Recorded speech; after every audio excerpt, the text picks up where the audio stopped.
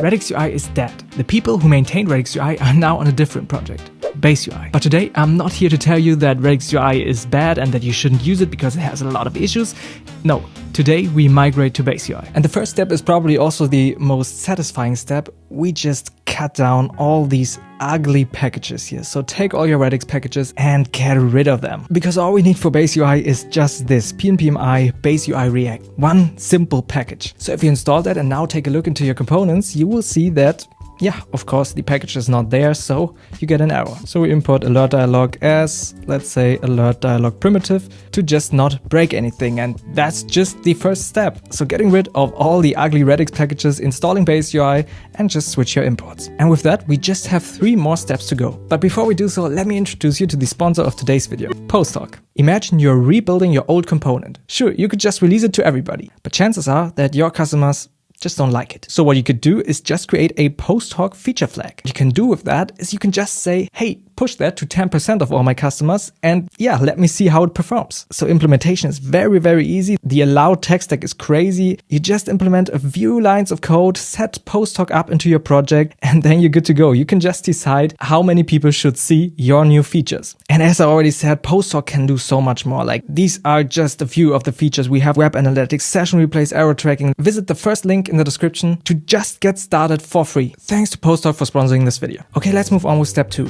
You have to get rid of your children. I mean your asChild. Because in Radix UI, we always use this asChild. We're basically just saying, hey, I know this alert dialog trigger is already a button. I want my own button. And I don't want a button in a button because that throws some errors. So that's why I say asChild. So we take everything that was in the alert dialog trigger and use something called render. And render now takes what it is supposed to render. We can remove the rest and we can actually remove the closing part. And there we go. That's just what you have to do in all places all over your code base. Depending on the size of your code base, this might take a bit. Okay, step 3. I said there are just 4 steps, so we are coming to the end already. But you will see that your files still have some errors inside because the actual types have changed. And the good part is they got easier because here we have this component props type of alert dialog primitive dot overlay.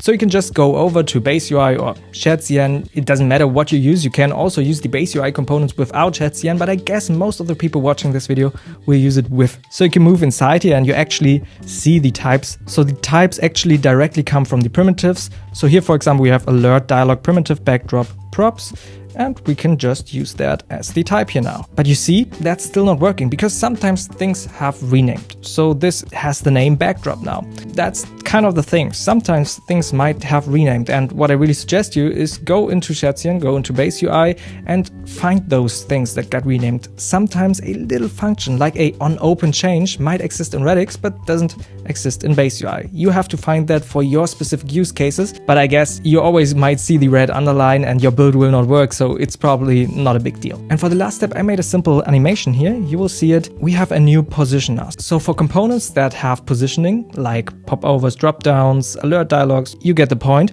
We have a actual positioner component now. So before we just had props like side left, align start, and now we instead wrap the whole thing with a positioner. That's whole purpose is just to position the thing.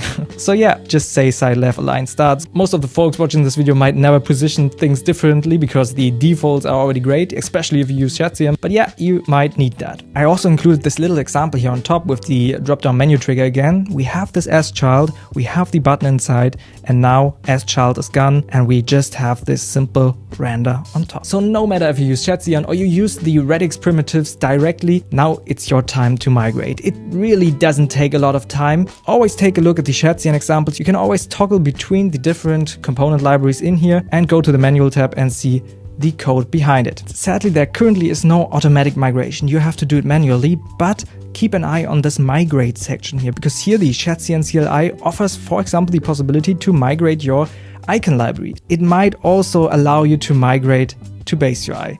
I don't know why it has the ability to migrate to Radix. Yeah, whatever. Thanks for watching this video. Have a great week and we see each other in the next one. Bye bye.